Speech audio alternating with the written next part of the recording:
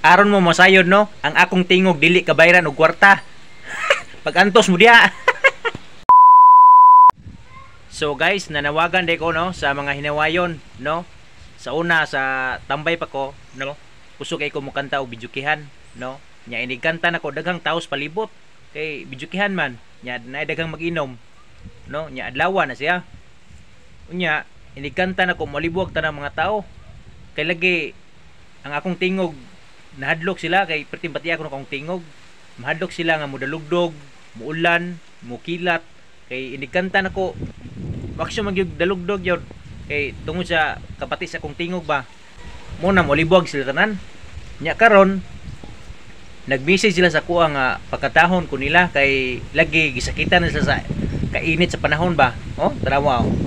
Grabe kainit sa panahon no nya karon nanginahanglan sila sa kuha naay daghang mga bidyukihan karon nga nanggawas niibalik naman kay pag pandemic nawala naman to so karon gibalik so nanawagan sila sa kuha nag-message sila nga pagkatahon ko nila kada bidyukihan no okay ra kuno bisag pilay ilang ibayad nya unsaon man na nga di naman ko ganahan mo kanta kay na-discourage naman ko kay inyo naman kong gisaway sa una so dili na lang ko mo kanta so nasakitan mo sa init karon nagsakit mo kay lagi sakit kayo so pag antos mo di na jud ko mo kanta kung unsa ka sakit ang inyong gibati ron sa init ana sad akong gibati sa una nasakitan sad ko tungod ninyo so karon pag antos mo no kung gusto kong mukanta are ra ko sa mua kay ganahan ako kumuulan are ra tungod sa mong balay so bahala na mo diya pag antos mo sa kainit bahala mo diya dinig ko mukanta no kamo nga manginawayon pag antos mo aron mo masayod no ang akong tingog dili kabayran og kwarta